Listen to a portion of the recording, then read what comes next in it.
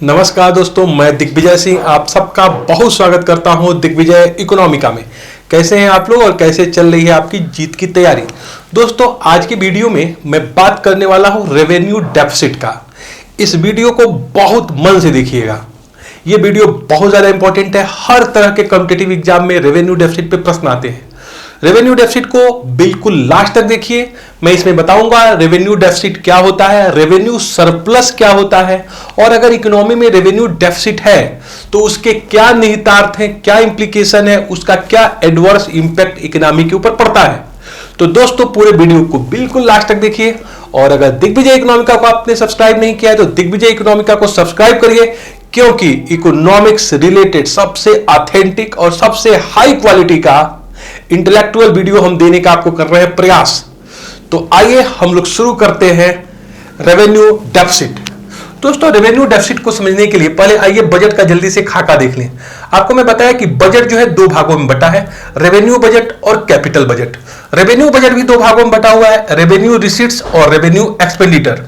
दोस्तों, अगर बात रेवेन्यू डेफिसिट की है तो बिल्कुल आप इसको समझना चाहिए कि रेवेन्यू डेफिसिट का जो संबंध है वो रेवेन्यू बजट से है। अगर हम कैपिटल डेफिसिट की बात करते हैं या कैपिटल सरप्लस की बात करते हैं तो उसका संबंध होता है कैपिटल बजट से। तो जब भी प्रश्न अगर आपसे रेवेन्यू डेफिसिट से पूछे या फिर इफेक्टिव रेवेन्यू डेफिसिट से पूछे तो आप बिल्कुल समझिएगा कि जो कंसर्न है इसका वो रेवेन्यू बजट से है, राजस्व बजट से है। तो आइए हम एक बार राजस्व बजट के कंपोनेंट को देखें और कंपोनेंट देखने के बाद आपसे ये बात कर लें कि एक्चुअली में रेवेन्यू डेफिसिट क्या होता है और क्या रेवेन्यू सरप्लस भी होता है क्या। तो आइए, रेवेन्यू बजट आप जानते हैं दोस्तों, रेवेन्यू बजट के दो पार्ट है। एक है रेवेन्यू रिसीट्स और दूसरा है इसका part revenue expenditure. Revenue receipts government की ऐसे रिसीट्स होती हैं जो गवर्नमेंट के ऊपर किसी तरह की लायबिलिटी जनरेट नहीं करती हैं। अगर गवर्नमेंट रेवेन्यू रिसीट्स प्राप्त करती है तो गवर्नमेंट को उसको वापस नहीं करना पड़ता और जैसे चाहे वैसे यूज कर सकती है। इसका कोई प्री डिटरमाइंड यूज नहीं होता। तो रेवेन्यू रिसीट्स में आप मेरा वीडियो देख चुके हैं, पहले वाला वो जरूर देखिए। रेवेन्यू रिसीट्स में दो चीजें आती हैं, सारे कर और नॉन टैक्स रेवेन्यू। कर में डायरेक्ट इनडायरेक्ट टैक्स दोनों आएंगे और प्लस नॉन टैक्स रेवेन्यू में जो गवर्नमेंट को पब्लिक सेक्टर अंडरटेकिंग से लाभ प्राप्त हो रहा है, ओएनजीसी से, एनटीपीसी से, बेल सेल गेल से, रेलवे से, वो आता है। प्लस अगर government rest of the world को लोन दी है तो उस लोन का ब्याज मिलता है, वो आता है। साथ ही फीस आती है, पेनाल्टी आती है, फाइन आती है, स्पेशल असेसमेंट आती है। ये तमाम चीजें गवर्नमेंट की अपनी रेवेन्यू है, गवर्नमेंट सिर्फ प्राप्त करती है, इसे वापस नहीं करती है, किसी तरह की लायबिलिटी जनरेट नहीं होती है। दूसरा चीज, गवर्नमेंट का रेवेन्यू एक्सपेंडिचर ऐसा खर्च होता है दोस्तों जो कि इकोनॉमी को रन करने के लिए चाहिए। इसमें गवर्नमेंट किसी तरह की कैपिटल स्टॉक नहीं बनाती है। इसमें गवर्नमेंट कहीं रेलवे का इस्टेब्लिशमेंट नहीं करती है, एक्सप्रेसवे नहीं बनाती, मेगा पावर प्रोजेक्ट नहीं बनाती, यूनिवर्सिटी नहीं बनाती, हॉस्पिटल नहीं बनाती, बल्कि ब्याज के ऊपर जो पहले से लोन लिया है उसके ऊपर ब्याज देती है, पेंशन सैलरी के ऊपर खर्च करती है, सब्सिडी के ऊपर खर्च करती है, डिफेंस के ऊपर, सोशल इकोनॉमिक सर्विस के ऊपर और ग्रांट के ऊपर। तो दोस्तों, रेवेन्यू रिसीट्स एक तरह से गवर्नमेंट की इनकम है और रेवेन्यू एक्सपेंडिचर गवर्नमेंट का वो एनुअल खर्च है जो इकोनॉमी को रन करने के लिए चाहिए। अब यहीं से आता है कि रेवेन्यू डेफिसिट क्या है। पहले आइए मैं अपने लिए रेवेन्यू डेफिसिट बताऊं, फिर आप गवर्नमेंट के लिए मैं रेवेन्यू डेफिसिट या सरप्लस की बात करूंगा। मान लीजिए कि मेरी एनुअल इनकम जो है, बहुत ध्यान से समझिएगा, जब भी मैं एक डेफिसिट की बात करूं, किसी भी डेफिसिट का, तो बिल्कुल आप समझिएगा वो डेफिसिट एनुअल होगी, एक साल की होगी। तो जो मेरी वार्षिक इनकम है, मान लीजिए मेरी वार्षिक जो इनकम है वो इनकम है दोस्तों 6 लाख रुपए की, 6 लाख रुपए की। और मान लीजिए जो एनुअली एक्सपेंडिचर है, मेरा एनुअली जो खर्च है, और कैसा खर्च है ये भी ध्यान दीजिए, ऐसा खर्च जो मैंने फैमिली को रन करने के लिए चलाया है। मतलब जिससे मैं कपड़े खरीदता हूं, जूते खरीदता हूं, बिजली का बिल देता हूं, दूध का बिल देता हूं, सब्जियों के ऊपर खर्च करता हूं, अपने हेल्थ के ऊपर खर्च करता हूं। ऐसे खर्च जो नॉर्मली अपनी इकोनॉमी को चलाने के लिए, अपने फैमिली को चलाने के लिए मैं करता हूं। इसमें किसी तरह का मैं प्लाट, दुकान या फिर जो है ऐसा मशीन पे खर्च नहीं किया हूं। मान लीजिए वो मेरा खर्च 7 लाख रुपए का है। तो अब जरा देखिए, मेरी एनुअल इनकम है 6 लाख और मेरी जो एनुअल खर्च है जिसमें मैं किसी तरह का प्लाट, दुकान नहीं खरीदा हूं, वो है 7 लाख रुपए का। इसका मतलब जो मेरा एक्सपेंडिचर है, जो मेरा खर्च है, वो मेरे इनकम से ज्यादा है। इसी को दोस्तों हम रेवेन्यू डेफिसिट कहते हैं। और 7 लाख में से 1 लाख आप अगर घटा दें तो इसका मतलब 1 लाख रुपया मैं कहीं ना कहीं से कर्ज लेके अपने घर को चला रहा हूं। तो दोस्तों यही चीज गवर्नमेंट के साथ भी होगी। और रेवेन्यू डेफिसिट का मतलब यही है कि जब गवर्नमेंट अपने रिसीट से, रेवेन्यू रिसीट से ज्यादा अगर रेवेन्यू एक्सपेंडिचर को करे तो गवर्नमेंट रेवेन्यू डेफिसिट में आ जाएगी, राजस्व घाटे में आ जाएगी। लाइक एग्जांपल यहां पे आइए, जब मैं कहूंगा कि सरकार रेवेन्यू डेफिसिट में है तो इसका मतलब यह हुआ कि गवर्नमेंट की जो रेवेन्यू एक्सपेंडिचर है, राजस्व जो खर्चे हैं वो ज्यादा है रेवेन्यू रिसीट से। इसका मतलब कि जो रेवेन्यू एक्सपेंडिचर है वो ग्रेटर देन रेवेन्यू रिसीट्स है। ये देखिए, अगर ऐसा है तो ये जो है बिल्कुल जो है राजस्व घाटा है या फिर रेवेन्यू डेफिसिट है, जिसको हम आरडी कहते हैं, रेवेन्यू डेफिसिट है। जब गवर्नमेंट का जो एनुअल जो खर्च है, और ये एनुअल खर्च कौन वाला खर्च है, रेवेन्यू वाला खर्च है, जिसमें सरकार इंटरेस्ट, पेंशन, सैलरी, सब्सिडी के ऊपर खर्च कर रही है, और वो रिसीट्स जो टैक्स और नॉन टैक्स से मिल रही है। सिंपल से मतलब अगर गवर्नमेंट की जो इनकम है, एनुअल इनकम जो गवर्नमेंट को टैक्स से मिलती है और नॉन टैक्स से, उससे अगर कहीं गवर्नमेंट ज्यादा अपने एनुअल रेवेन्यू एक्सपेंडिचर को कर रही है तो इसी को हम रेवेन्यू डेफिसिट कहते हैं, राजस्व घाटा कहते हैं। पापा से सुना है ना, आमदनी 98 और खर्चा रुपया। पापा को मंथली इनकम मिल रही है 60,000 और महीने में घरेलू खर्च हो जाए 70,000, तो 10,000 रुपया यही हो गया रेवेन्यू डेफिसिट। लेकिन बहुत ध्यान से समझिएगा कि रेवेन्यू डेफिसिट हमेशा एनुअल होता है। हम लोग एनुअल मेजर करते हैं, चाहे वो फिस्कल डेफिसिट की बात करिए, चाहे प्राइमरी डेफिसिट की बात करिए, चाहे बजट डेफिसिट। बजट के जितने भी डेफिसिट होंगे वो सब एनुअल होते हैं। तो गवर्नमेंट का annual revenue expenditure revenue receipt से जो ज्यादा है वही जो है आपका रेवेन्यू डेफिसिट है। तो आइए यहां पे आगू की, तो कैपिटल बजट से यहां कोई लेना देना नहीं है, उसको जब मैं कैपिटल डेफिसिट बताऊंगा तब मैं उसको आगे करूंगा। तो यहां तक आप समझ गए कि क्या है मामला। अब आइए आगे,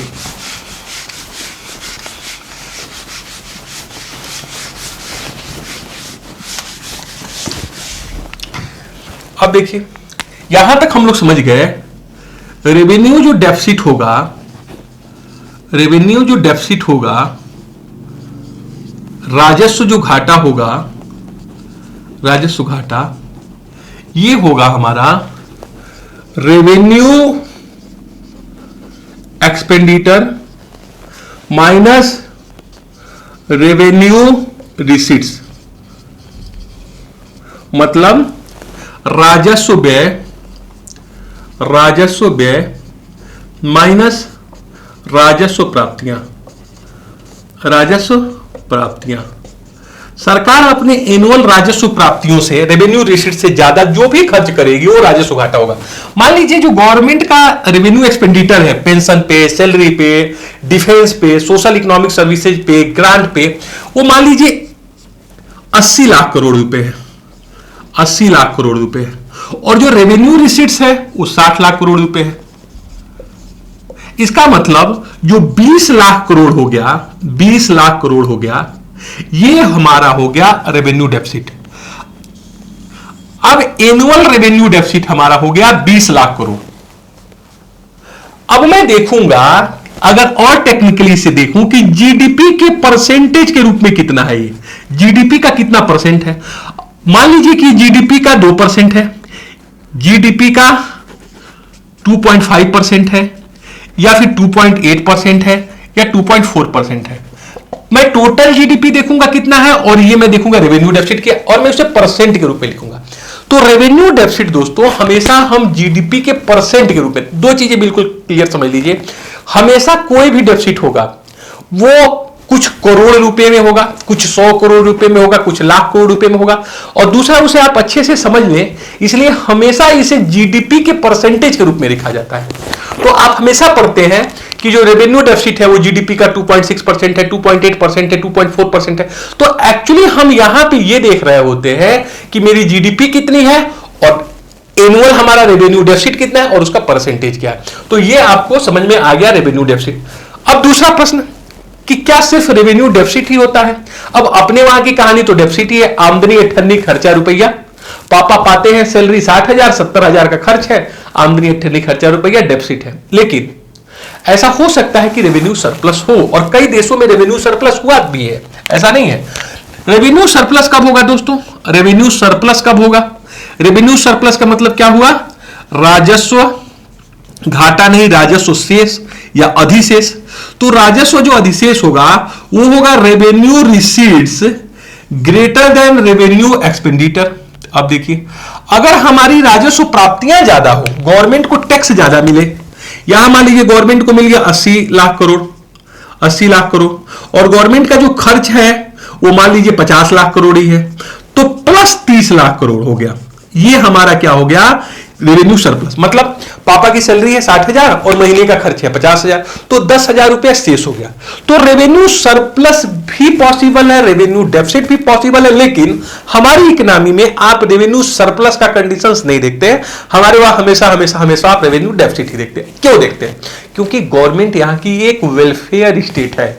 आप अपने कॉन्स्टिट्यूशन में पढ़ चुके हैं, आप लोग बिल्कुल जो है हमारे कॉन्स्टिट्यूशन में डायरेक्टिव प्रिंसिपल में पढ़ चुके हैं कि इंडिया की जो गवर्नमेंट है, इकोनॉमी है, ये क्या है? हमारी इकोनॉमी ये बिल्कुल जो है वेलफेयर स्टेट है।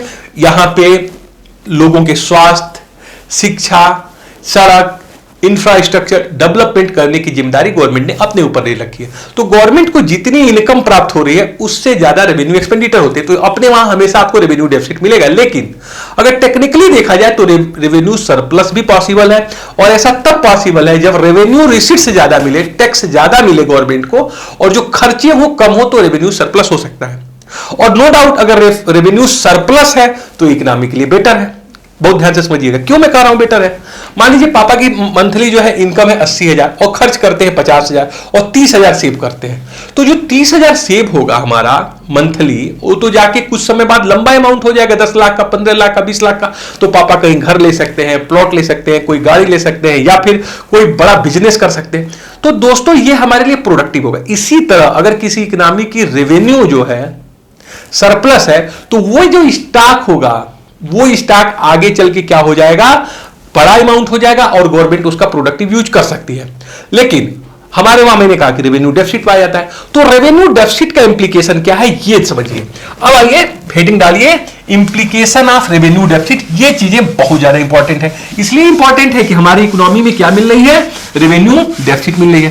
तो हेडिंग डाल लें आप लोग, इंप्लीकेशन ऑफ रेवेन्यू डेफिसिट। ये बहुत ज्यादा इंपॉर्टेंट है और आपको बहुत अच्छे से इसको सुनना चाहिए, बहुत अच्छे से समझना चाहिए। तो अब हम लोग डालते हैं कि इंप्लीकेशन, इसके निहितार्थ क्या है, इंप्लीकेशन क्या है, implications of revenue deficit, implication of revenue deficit. चलिए सबसे पहला इंप्लीकेशन क्या है, घर से शुरू करते हैं। मान लीजिए कि पापा की जो मंथली इनकम है वो है मंथली इनकम 60,000, और पापा का जो ये तो इनकम हुआ, और पापा का जो मंथली खर्चा है, एक्सपेंडिचर है, खर्च है, ये है 80,000।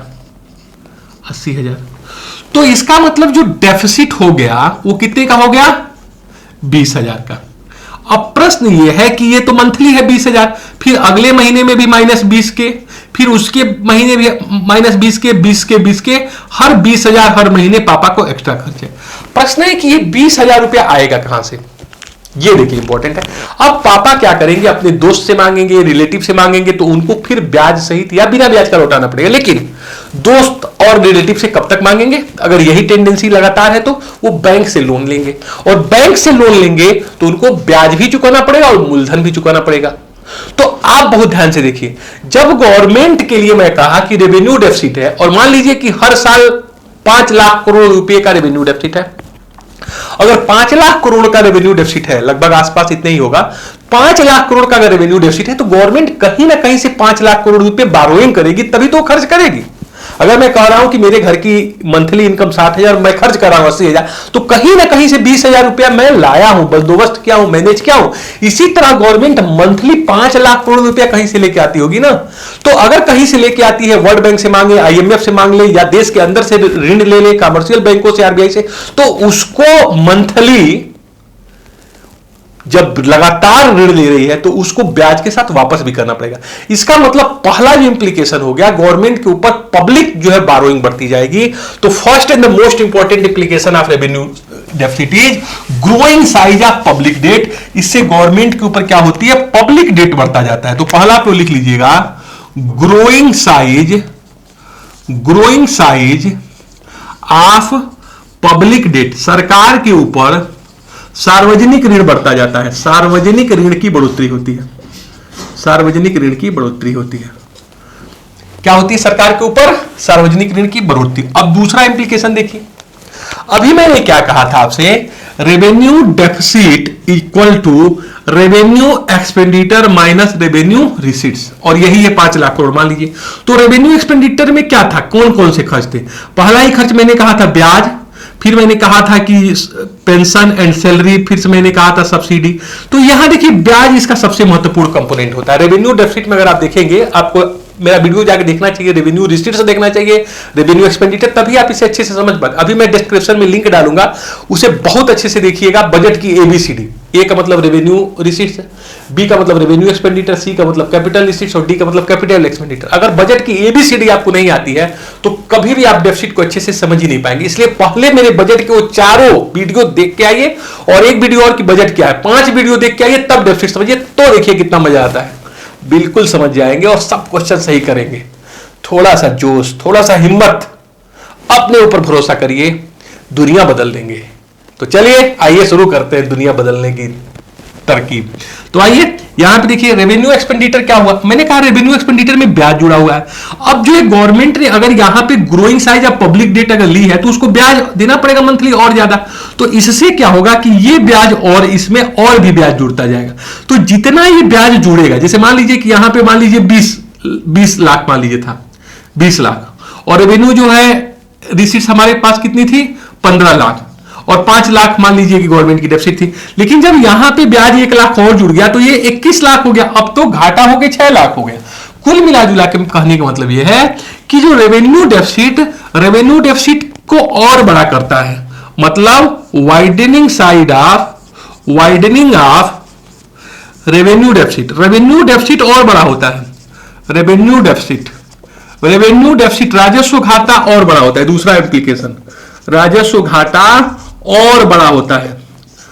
इस चीज को समझ रहे हैं कि नहीं आप लोग, समझिए। राजस्व घाटा राजस्व घाटे को और बड़ा करता है, widening size of revenue deficit. क्यों? क्योंकि जब सरकार मंथली या एनुअली उस घाटे को लोन लेके पूरा करेगी तो उस लोन के ऊपर ब्याज देगी, और वो ब्याज रेवेन्यू एक्सपेंडिचर होगा। तो एक्सपेंडिचर अगर और ज्यादा होगा तो ये घाटा और बढ़ता जाएगा। तो रेवेन्यू डेफिसिट को और बड़ा कर देता है। और तीसरा और सबसे महत्वपूर्ण, जो कई बार एग्जाम में पूछा गया है, रेवेन्यू डेफिसिट गवर्नमेंट को ले जा सकता है डेब्ट ट्रैप में, DEBTTRAP, ऋण जाल में। रेवेन्यू डेफिसिट डेब्ट ट्रैप में आपको लेके जा सकता है, ऋण के जाल में लेके जा सकता है। व्हाट इज डेब्ट ट्रैप? बहुत कॉन्सेप्ट पूछा गया है कंपटीशन में, आईएएस में पूछा गया है, पीसीएस में पूछा गया है, हर कॉम्पिटिटिव एग्जाम में पूछा जाता है कि डेब्ट ट्रैप क्या होता है, ऋण जाल क्या होता है। मैंने अभी आपसे बताया कि रेवेन्यू डेफिसिट तो हर साल का हो गया, तो गवर्नमेंट हर साल इसको डेट लेके पूरा कर रही है, और जितना डेट लेगी उतना ज्यादा उसको इंटरेस्ट देना पड़ेगा। स्थिति इतनी खराब हो सकती है मेरी, जैसे मान लीजिए कि मेरी इनकम 60,000 है और मैं 80,000 मंथली खर्च कर रहा हूं, और 5 साल तक ऐसे करूं तो मुझे हो सके कि इतना ज्यादा मंथली ब्याज आ जाए कि मुझे ब्याज देने के लिए नई बोरोइंग करनी पड़े, इतना ज्यादा डेब्ट। और 1990 के दशक में भारत सरकार के साथ हो भी गया है, जब गवर्नमेंट इंटरेस्ट पेमेंट करने के लिए न्यू डेट ले, दिस कॉल्ड डेब्ट ट्रैप। ऋण जाल तब माना जाता है कि जब सरकार मूलधन नहीं, ब्याज को देने के लिए नया मार्केट से लोन ले। लाइक एग्जांपल, मुझे महीने को जो है 80,000 रुपये ब्याज देना है। अब 80,000 ब्याज कहां से दे? 80,000 ब्याज देने के लिए नया लोन ले रहे हैं, न्यू लोन बोरो कर रहे हैं। जब हम न्यू लोन बोरो करते हैं ब्याज चुकाने के लिए, इंटरेस्ट पे करने के लिए, तो दैट कॉल्ड डेब्ट ट्रैप। इसी को हम डेब्ट ट्रैप कहते हैं, ऋण जाल। ऋण जाल का मतलब कि जब हम ब्याज को चुकता करने के लिए नया लोन ले ले तो दैट इज डेब्ट ट्रैप। तो डेब्ट ट्रैप दोस्तों वो सिचुएशन होती है कि जब सरकार नया लोन लेती है चाहे ब्याज। तो तीसरा जो है आप फंस सकते हैं डेब्ट ट्रैप पे। मैंने बताया कि 1990 के दशक में भारत की स्थिति बड़ी खराब हो गई थी इकोनॉमी की। आपको जानते भी होंगे कि उस समय जो फॉरेन एक्सचेंज था हमारे पास सिर्फ $1 बिलियन था और वो सिर्फ एक सप्ताह के इंपोर्ट बिल के लिए ही पर्याप्त था। तो ऐसे में गवर्नमेंट आप देखिएगा डेब्ट ट्रैप के नजदीक पहुंच गई थी कि हम इतना ज्यादा रेस्ट ऑफ द वर्ल्ड से लोन ले लिए थे, इंटरनल लोन लिए थे कि उस ब्याज को चुकाने के लिए सरकार नई बोरोइंग कर रही थी। This is the so adverse situation. ये बहुत ज्यादा एडवर्स सिचुएशन थी। तो जब इस तरह की सिचुएशन हो कि आपको ब्याज चुकाने के लिए नया लोन लेना पड़े तो यह स्थिति डेब्ट ट्रैप की होती है। तो देखिए जो फिस्कल डेफिसिट है वो किसी इकोनॉमी को कितना डेंजरस सिचुएशन में डाल सकता है। जब आमदनी अठन्नी और खर्चा रुपया हो और लगातार आप लोन लें और लोन लेके अपने कौन से खर्चे को कर रहे हैं, unproductive running and consumptive nature expenses कर रहे हैं। क्योंकि रेवेन्यू जो रिसीट्स है वो तो आपकी इनकम है और रेवेन्यू एक्सपेंडिचर कंजप्टिव और करेंट टाइप के खर्चे हैं गवर्नमेंट की। इसमें गवर्नमेंट कहीं भी कैपिटल स्टॉक जनरेट ही नहीं कर रही है, ना कहीं पे पुल बना रही है, ना नेशनल हाईवे बनवा रही है, ना कुछ कर रही है। तो ऐसे में जो है आप जो है कई तरह की समस्याओं में गिर सकते हैं। पब्लिक डेट आपके ऊपर बढ़ती जाएगी, रेवेन्यू डेफिसिट और बड़ी होती जाएगी और साथ ही साथ आप डेब्ट ट्रैप में जा सकते हैं। तो दोस्तों ये रहा रेवेन्यू डेफिसिट। एग्जाम में बहुत ज्यादा प्रश्न इस पे पूछा जाता है। जैसे पूछा रेवेन्यू डेफिसिट क्या है, तो बिल्कुल आप ध्यान दीजिए, जब रेवेन्यू डेफिसिट है तो रेवेन्यू बजट से संबंधित कॉन्सेप्ट है और रेवेन्यू बजट में दो चीजें आएंगी, रेवेन्यू रिसीट्स और रेवेन्यू एक्सपेंडिचर। जब रेवेन्यू एक्सपेंडिचर रेवेन्यू रिसीट से ज्यादा हो तो ये रेवेन्यू डेफिसिट होता है और रेवेन्यू डेफिसिट टेक्निकली ये है, हमेशा इसको एनुअल मेजर किया जाएगा और जीडीपी के परसेंटेज के रूप में इसको देखा जाता है। तो ये रहा हमारा रेवेन्यू डेफिसिट। इसको आप लोग बहुत अच्छे से देख के समझिए और इसका नोट्स बनाइए। तो दोस्तों पूरे मन से पूरे तन्मयता के साथ अपने मंजिल की तरफ बढ़ते रहिए। सबसे महत्वपूर्ण है कि आप दूसरों को सम्मान दें और सबसे महत्वपूर्ण है दूसरों के सम्मान देने के साथ साथ सेल्फ रिस्पेक्ट, अपना सम्मान करें। जब तक आप अपना सम्मान नहीं करेंगे तब तक दुनिया आपकी सम्मान नहीं करेगी। अपना सम्मान करिए, कभी भी अपने सेल्फ रिस्पेक्ट से समझौता मत करिए। सेल्फ रिलायंस बनने की तरफ कदम उठाइए। समय को महत्व दीजिए क्योंकि समय बहुत इंपॉर्टेंट होता है। आप समय को प्यार करिएगा, समय को रिस्पेक्ट करिएगा, समय आपको बहुत रिस्पेक्ट करेगा। आप जब काम करते हैं, जब आप काम करते हैं तो जरूरी नहीं है कि आप बहुत काम करें। बहुत काम करके बहुत बड़ी सफलता नहीं ली जा सकती है, लेकिन काम कब करना है ये बहुत ज्यादा इंपॉर्टेंट है। आपके पास समय है, ये समय है करने का। आप इस समय 20 के हैं, 22 के हैं, 23 के हैं। एक बार ऐसा भी आएगा कि आप 22, 23 से निकल के 35, 36 में पहुंच जाएंगे। फिर समय आपको पकड़ेगा, आप समय का कुछ नहीं कर पाएंगे। अभी समय आपके हाथ में, जैसे चाह रहे हैं वैसे मोड़ रहे हैं, खेल रहे हैं, घूम रहे हैं। लेकिन जब आप समय के चंगुल में फंस गए ना तो समय आपसे सब कुछ करा लेगा। इसलिए रिस्पेक्ट करिए समय को, टाइम पे पंक्चुअल होइए, अपने क्षमताओं का सही समय है उपयोग करने का तो कर लीजिए, पूरे लाइफ एंजॉय करिएगा। और अगर समय का रिस्पेक्ट नहीं करें तो समय आपको बिल्कुल रिस्पेक्ट नहीं करेगा। तो सुधर जाइए, संभल जाइए, कुछ अच्छा करिए, कुछ बहुत अच्छा करिए। Thank you so much for watching Digvijay Economica. God bless you dear friends.